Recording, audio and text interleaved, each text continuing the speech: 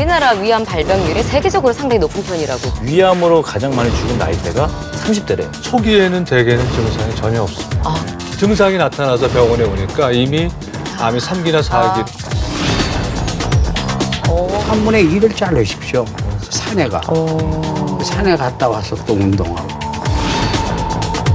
헬리코박터 파일로리 말고 광고도 많이 나오는 건데. 우리 인간이 갖고 있는 그런 적응력은 위대한 것입니다. 정말 그러네요. 어떠한 상황에서든지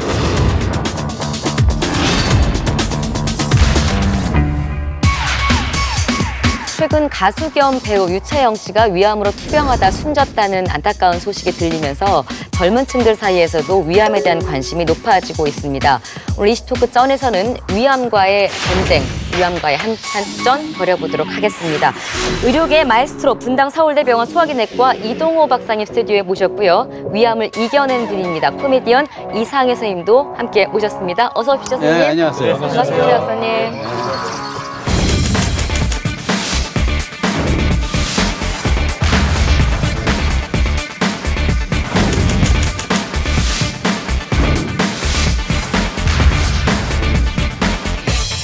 실제로 우리나라 위암 발병률이 세계적으로 상당히 높은 편이라고 그러더라고요. 제가 이번에 네. 조사를 한번 해봤더니요. 물론 박사님 더 잘 아시겠지만은 그 공식적인 자료를 통계를 보면 우리나라에서 평균 한 해 3만 명의 암 발병 환자가 생긴답니다.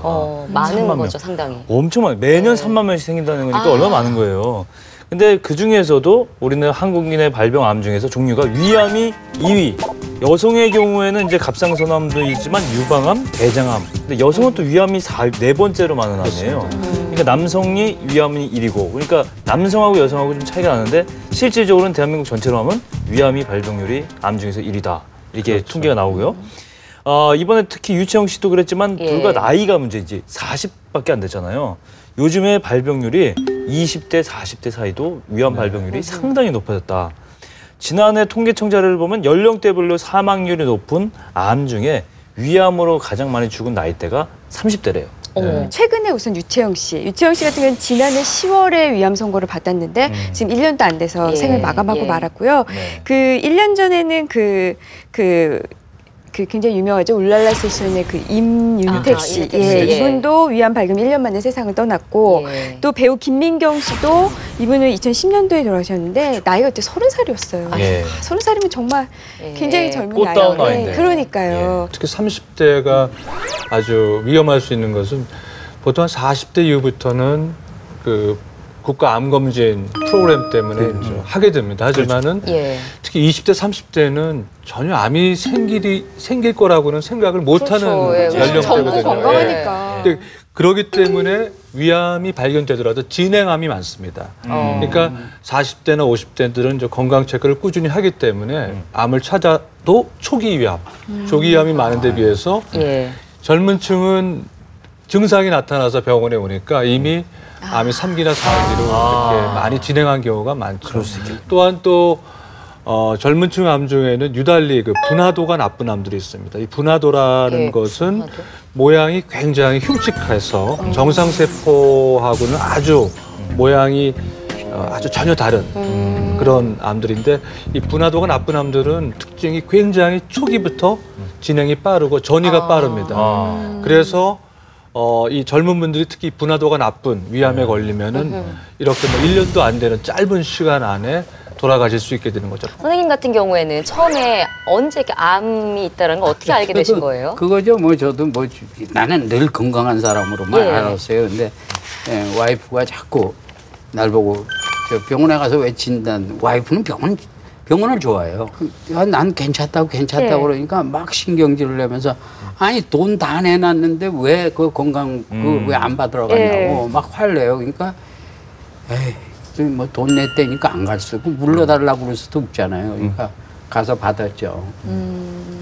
받고 나서 잊어버렸어요. 그랬더니 왜 안 가보냐고 가서 이게 저 날짜 됐는데 가서 보라고. 그래서 여보 당신 가니까 당신 좀 가서 물어. 같이 받았잖아요.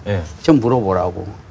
그래 이제 물어봤더니 그 와서 날 보고 좀 들어오라고 해가는데 선생님이 문제가 있다고 그러더라고요. 초기에는 대개는 증상이 전혀 없습니다. 전혀 모르고 발견되는 수가 많고요. 이제 3기나 4기 진행 위암이 되면은 증상이 나타날 수 있습니다. 예. 체중이 빠지는 게 이제 굉장히 전형적인 증상이죠. 네. 물론 다 빠지는 건 아니지만은 적어도 최근 한 반년 사이에 자기 체중의 한 10% 정도가 빠졌으면 몸무게 줄면. 네, 이거는 빨리 병원에 와서 검진을 받으셔야 되고요. 그다음에 위암 중에는 출혈을 하기 때문에 예. 이 대변색이 변합니다. 특히 이 아주 흑변이라고 그러죠. 짜장색으로 변합니다.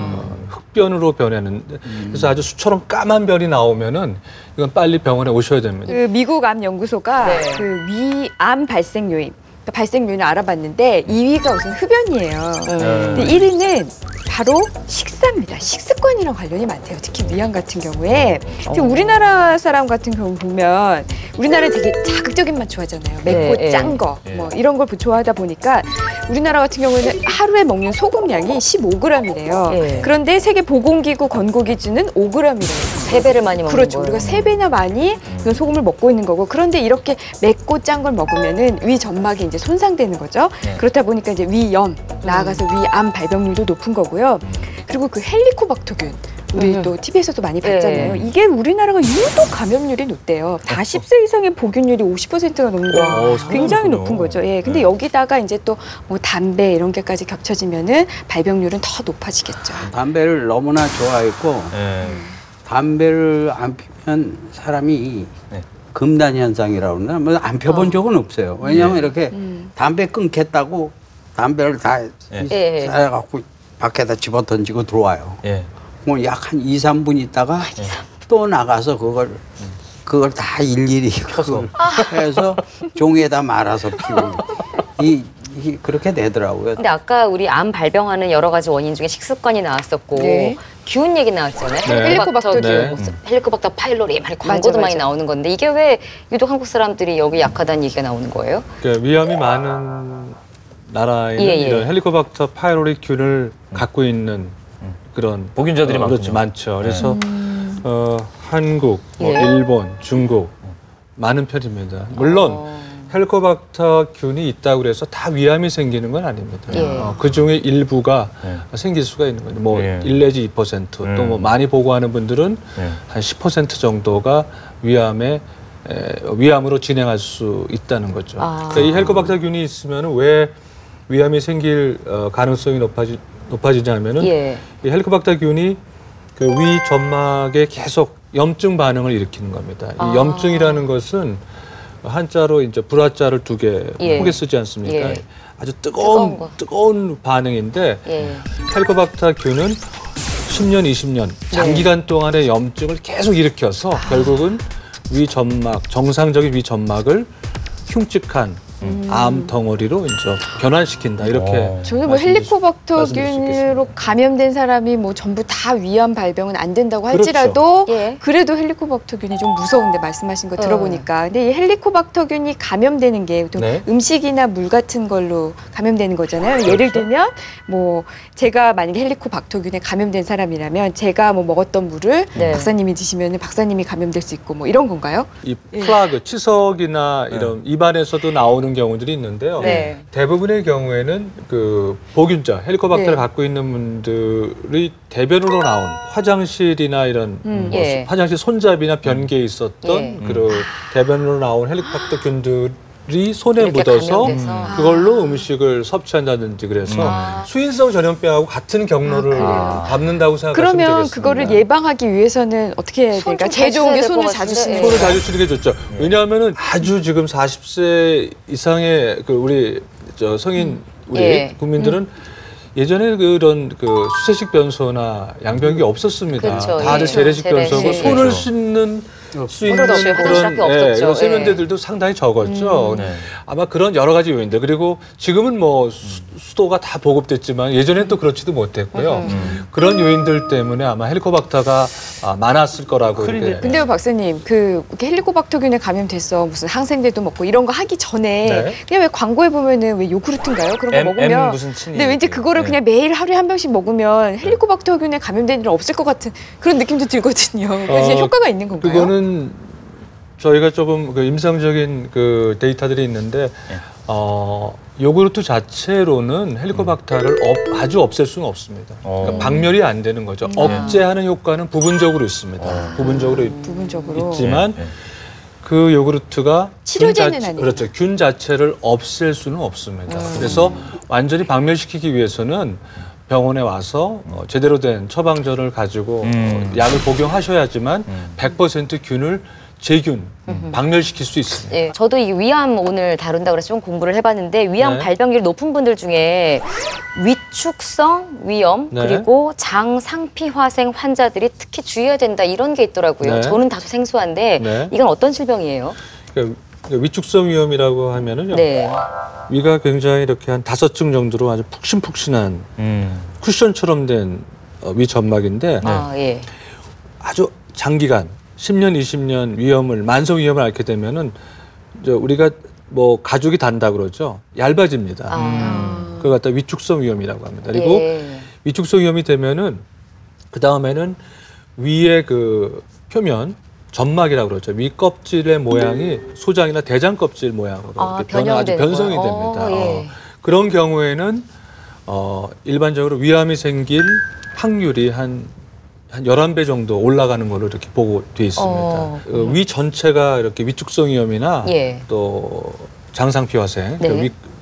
위 껍질이 장 껍질처럼 변하는 예. 장상피화생이 되는 경우에 위 전체가 이런 경우는 가능하면 1년에 한 번씩 내시경 검사를 하시는 게 아하. 굉장히 도움이 됩니다. 왜냐하면은 일단은 확률적으로 예. 위험 인자를 많이 갖고 계시기 때문에 그런 분들은 자주 검진을 하시는 것이 도움이 될 수 예. 있습니다. 근데 이 암이라는 게 갑자기 뚝딱 암이 생기는 게 아니라 이렇게 쭉 진행 과정이 있을 것 같은데 그렇죠. 차근차근 이 암이라는 게 생기기까지 과정을 좀 설명해 주시겠어요? 그러니까 암은 결국은 예. 유전자가 변해서 정상적인 얼굴이 예. 아주 흉측한 얼굴로 변하는 거거든요. 그래서 그런 정상적인 유전자가 변하기 위해서는 여러 가지 그런 그 우리 주위에 있는 발암물질들이 들어오거나 아니면 위 같은 경우에는 이제 헬리코박터 세균 같은 균이 들어와서 장기간 염증을 일으키면은 그 염증 물질 안에 네. 유전자를 공격하는 그런 물질들이 있습니다. 또한 짠 음식, 예. 소금도 아주 잘 알려진 위암의 그 발암 물질, 그러니까 발암 과정을 촉진할 수 있는 예. 그러한 그 위험인자로 알려져 있습니다. 그러니까 뭐 일단 음식이나 이런 것들로 예방이나 질병 치료가 가능한 부분이 그렇죠. 있는가 하면 수술을 일반적으로 생각할 수 있고 여러 가지 또 다른 방법들도 있다고 들었는데 어떤 것들이 있나요? 이제 과거에는 뭐 수술이 가장 중요하고 예. 예. 기본적인 치료 방법이었는데 최근에는 우리가 그 건강 검진을 많이 하기 때문에 아예 초기에 아주 그 위가 5층 있으면은 이 껍질에만 껍질층에만 암세포가 있는 경우가 있습니다. 그런 완전 경우에는 이제 초기구나. 내시경을 통해서 그것을 저희가 이런 그 우리가 사시미 회 뜨듯이 박피. 그렇죠. 그 점막을 절제하는 시술을 할 수가 있습니다. 전망을 줬어요. 선생님이 어서 뭐 한 반을 자르면 된다 그래서 반. 근데 얼마를 잘라야 괜찮냐고 그러니까 많이 자를수록 좋다고 그래서 그러면 선생님 3분의 1을 자르세요. 완벽한 게 낫지. 걱정 안 또 되셨어요? 수술하면 어떡합니까? 예. 네? 예. 그러니까 뭐 보니까 물어보니까 누가 얘기할 걸 들었거든요. 뭐 없어도 산다는데 3분의 1을 자르십시오. 그래야 저도 편안합니다. 마음이. 그래서 그렇게 했죠. 잘라내는 거기 때문에 위가 금방 줄어들잖아요. 그렇죠. 그러니까 식사량도 아무래도 줄 것 같고 소화도 좀 어려울 것 같고 이런 생각들을 하게 되는데 실제로 그런가요? 그러니까 초기에는 저 위 용적이 아까 우리 네. 이 선생님도 뭐 한 3분의 1, 또 대개 뭐 한 75% 정도 희생합니다. 4분의 3 정도를 희생하는데 초기에는 위가 조그맣게 변했기 때문에 많이 못 드시죠. 하지만은 적응이 되면은 그 조그마한 위를 가지고도 충분하게 정상 생활을 하실 수가 있습니다. 뭐 이 선생님뿐만이 아니고 제 환자 중에는 직장 다니고 학교 다니고 얼마든지 아니, 근데 정상이랑 똑같이 우리가 먹고 활동할 수 있습니다. 뭘 좀 이렇게 들고 나면은 이렇게 숙이면 넘어올 것 같아요. 처음에는? 네, 처음에는. 근데 저는 그 선생님한테 물어보니까 그런 얘기를 하더라고요. 운동을 많이 하라고. 예. 한 것도 그래서 왜요? 이걸 어떻게 하면 이게 빨리 이게 늘어나겠습니까? 그러니까 운동을 많이 해요. 그 운동하는데 그 자라나는 거하고 무슨 관계가 있냐고. 그러니까 심폐 운동을 많이 해주면 이게 그 안에서 운동을 하게 되면 그게 좋아진다고 그러더라고요. 그래서 그 얘기를 듣자마자 병원에서 뛰기 시작했죠. 이거 링겔병 들고 층계 아래 위로 그냥 막 그냥 하여간 가만히 안 있었어요. 그래서 지금은 식사를 그럼 그대로 하세요? 아니 지금은 잘 먹어요. 그러니까 남들이 5년이고 얼마 걸려서 커지는 걸 그래. 한 2, 3년 만에 한번 느려보자. 근데 그다음엔 솔직히 아무것도 안 하고 운동을 많이 했어요. 산에 가. 산에 갔다 와서 또 운동하고. 근데 많이 했죠. 많이 그게 도움이 되는 겁니까? 도움이 되죠. 이제 이 신체적인 활동을 많이 하면은 그 위장의 연동 운동도 그만큼 활발하게 되죠. 그래서 그렇죠. 위를 잘라내고 거기다가 바로 소장, 작은 창을 잘 연결하기 때문에 처음에는 적응하는데 좀 시간이 걸리는데 이제 운동을 하게 되면은 이런 위장 운동도 활발하게 되고 또 하나는 운동을 하게 되면은 우리의 면역 기능이 좋아집니다. 위를 잘라내도 물론 초기에는 다소 불편함이 있을지라도 그 이후에는 식사를 하거나 이러는 전혀 문제가 없다라는. 그럼요. 위를 전부 다 절제해도. 그럼 이제 심지어는 그걸 전절제술이라고 그러죠. 그러니까 그런 경우는 식도 다음에 위는 다 없어지고 바로 소장이 이어지는. 제가 내시경할 때 그런 분들 많이 경험하는데 다 똑같이 식사하고 똑같이 어울리고 여행도 다니시고 전혀 문제 없습니다. 그러니까 그만큼 우리 인간이 갖고 있는 그런 적응력은 위대한 것입니다. 정말 그러네요. 어떠한 상황에서든지 극복할 수가 있습니다. 선생님 말 들으면 돼요. 맞아요. 우리가 지금 질병 얘기를 하고 있으니까 이거 치료만 되면 좋겠지라고 생각을 하지만 현실로 돌아보면 사실은 이 암이라는 게 걸리면 치료비가 또 만만치가 않은 게. 암이 돈 잡아먹는 그렇죠. 맞아요. 그렇죠. 네. 저희가 이슈 토크 쩐이잖아요. 돈 얘기를 안 할 수가 없어요. 바로 치료비인데 암에 걸렸을 때 이 사람을 완전히 완치시킨 때까지 드는 비용, 그러니까 여기에는 하다못해 교통비까지 포함돼요. 간병비, 항암 치료비 다 포함해서 가장 많은 치료비용이 드는 거는 간암, 췌장암 이렇습니다. 6천만 원이 넘더라고요. 위암이 한 5위 정도 차지하는데요. 2,685만 원. 한 2,700만 원 정도가 들어요. 그래서 제가 이제 보험심사평가 홈페이지를 한번 봤더니 이제 조사했어요. 그 실제로 제가 아까 말씀드린 비용은 정말 총 비용이고요. 여기는 이제 보험, 국가가 부담하는 비용도 모두 다 포함된 거예요. 그런데 실제로 환자 주머니에서 나가는 돈. 보험심사평가 홈페이지에서 봤더니 이 상급 종합병원 평균은 616만 원. 이거는 입원일수 14일 기준으로 그렇대요. 그리고 종합병원 평균은 668만 원. 이거는 입원일수가 한 17일 정도라고 합니다. 이제 위암 기준이에요. 그런데 저희 이제 병원 업무과에 여기 박사님 계시는 병원 업무과에 전화를 해봤어요. 정말 얼마 듭니까? 서울대병원. 근데 이거는 입원비 제외하고요. 입원비 제외하고 치료비만? 치료비 이런 그 치료비 기준이에요. 그리고 이것도 위암 2기 복강경 수술 기준으로 해서 봤더니 서울대병원 같은 경우에는 한 400만 원 정도 들고요. 연대 세브란스 병원도 300에서 400. 나머지 서울 아산병원, 삼성 서울병원도 이제 300만 원대. 그러니까 한 3,400만 원 정도가 드는 것 같아요. 근데 이거는 입원비는 제외한 비용입니다. 이전까지는 수술료가 100만 원이라 그러면 선택 진료가 60만 원 그러면 환자가 부담하는 것은 160만 원 중에 65만 원 정도였는데 이제 8월 1일 이후로는 또 바뀌었어요. 더 좀 강화된 쪽으로. 수술료가 140만 원이고 선택 진료료가 45만 원인데 환자가 부담하는 총 금액은 52만 원 정도. 병원마다는 그런 그 어려운 분들을 위한 그런 공공의료 시스템을 다 갖추고 있습니다. 저희 병원에도 있고요. 또 사립병원에도 다 갖고 있고 또 그렇지 못한 경우에는 이런 사회 이런 어려운 분들을 위해서 기부한 돈을 가지고 수술비나 치료비들을 후원하는 그런 기관들이 굉장히 많습니다. 그런 기관들을 또 활용하는 것도 하나의 방법이고 환자분들이 모를 적에는 병원마다 사회사업실이라고 있습니다. 가서 놓고 하시면은 다 상담을 해주고 그런 거하고 연결을 시켜줍니다. 그 암 치료 비용에 대한 이야기를 하고 있잖아요. 근데 이게 사실은 이렇게 비용이 많이 올라가는 여러 원인 중에 대표적인 게 항암 치료제. 이게 또 비급여 항목도 많고 이것 때문에 비용이 상당히 많이 올라가잖아요. 그렇죠. 이미 확실하게 그 환자의 생존 기간을 늘린다고 소위 말해서 그 근거가 확실해져서 국가에서 보험으로 해주는 항암제들이 있고요.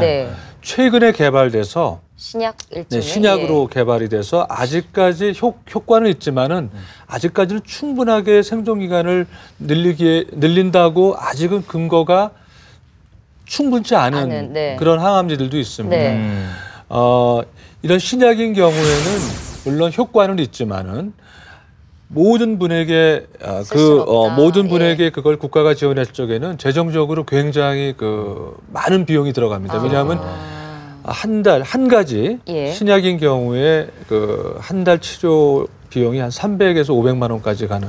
그걸 국가가 아직 충분히 그걸 갖다가 뭐랄까 그 보험으로 하기에는 너무 비싸다, 이거죠. 상당히 대중이 아직까지 한 애로사항이 좀 아쉬운 그거는 사람들이 그냥 선진국도 마찬가지입니다. 미국이나 영국도 마찬가지고요. 하지만 그 밖에 신약이 아닌 항암제에 대해서는 국가에서 다 지원을 하고 있습니다. 그래서 아무튼 이렇게 우리가 암에 걸려서 뭐 수술을 하건 치료를 네. 받건 이 이제 사후 관리도 상당히 중요하잖아요. 그렇죠. 아까 선생님께서도 운동도 상당히 열심히 하셨는데 가장 많이 내가 변했다. 다시 암을 재발하지 않게 하기 위해서 이런 비법이 있으세요?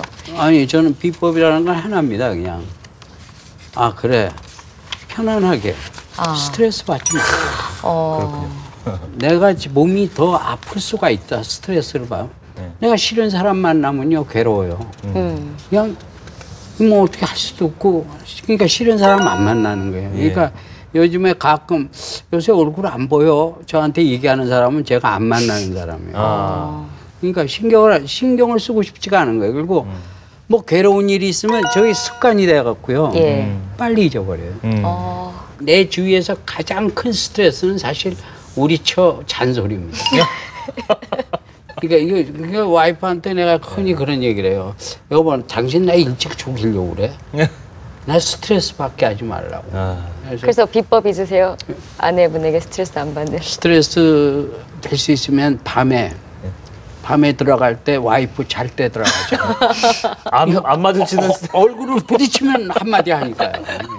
스트레스는 다른 말로 그 염증을 일으키는 과정입니다. 스트레스가 많으면은 이런 면역 시스템에 혼란이 오기 때문에 이런 심근경색이라든지 또 뭐 뇌졸중, 중풍 이런 여러 가지 그런 잠 못 자고요. 그렇죠. 잠 못 자. 그래서 스트레스 관리는 그런 면에서는 굉장히 중요한 상당히 잘하고 요소입니다. 계신 거네요. 암을 아예 우리가 위암을 한번 예방을 하는 방법을 찾아봐야 될 것 얼마나 좋아. 같은데. 네.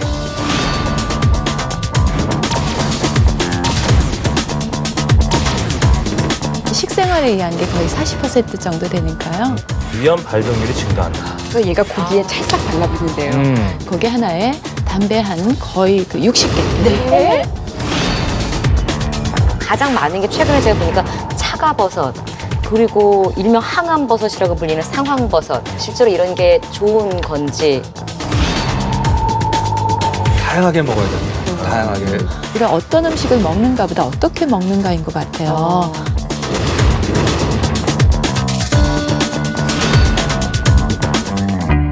암을 아예 우리가 위암을 한번 예방을 하는 방법을 찾아봐야 될 것 얼마나 좋아. 같은데. 네, 1년에 한 번씩 꼭꼭 그 국가에서 지정하는 이 건강검진을 받고 되도록이면 조금만 이상하면 한번 의사 선생님하고 상의도 해보고 그런 게 가장 좋겠죠. 미국에 가서 이 내시경 한번 받으려면 평균 $1,000 정도. 맞아요. 이거 거의 굉장히 100만 비싸잖아요. 원 넘게 되죠. 예, 근데 우리나라에서는 지금 제가 현재 가격으로 일반적으로 일반 내시경은 43,000원이에요. 그다음에 수면 내시경은 7만 원. 근데 미국에서 하면 $1,000, 100만 원입니다. 뭐 최고예요. 우리나라 이게 최고예요. 이렇게 잘 돼 있는 의료 시스템을 참 잘 이용하면 예. 암 예방이 상당히 좀 그러니까 도움이 되지 저는 않을까 위암이 사실 뭐 속쓰림 뭐 이렇게 약간 조기 증세가 있다고 생각을 해서 이제 그런 걸 빨리 잡는 게 맞다고 생각했는데 건강검진이 어쩌면 가장 간단한 방법일 것도 같아요. 선생님 끝으로 그 지금 선생님이 완전히 건강해지셨지만 위암 혹시 걱정하고 계신 분들 투병하고 계시거나 아직 수술 직후에 이제 걱정하고 계신 분들을 위해서 마지막으로 한 말씀 하시면. 저는 그냥 한 가지 얼마나 아프시겠어요. 걱정되시고 하지만 생각하지 마세요. 나십니다. 난다고 생각하시고 정신이 문제입니다. 저는 정신이 약이라고 생각합니다. 그러니까 함께 우리 그렇게 살아가요. 네. 자, 오늘 우리 삶을 위협하고 있는 여러 가지 암 중에서 위암에 대한 여러 가지 이야기 나눠봤는데요. 먼저 건강하게 우리에게 다시 인사해주신 이상희 선생님 함께해 주셔서 감사드리고요. 감사합니다. 예, 잠시 후에는 위암을 이기는 건강한 밥상 여러분들께 소개해 드릴 테니까요. 계속 함께해 주시기 바랍니다.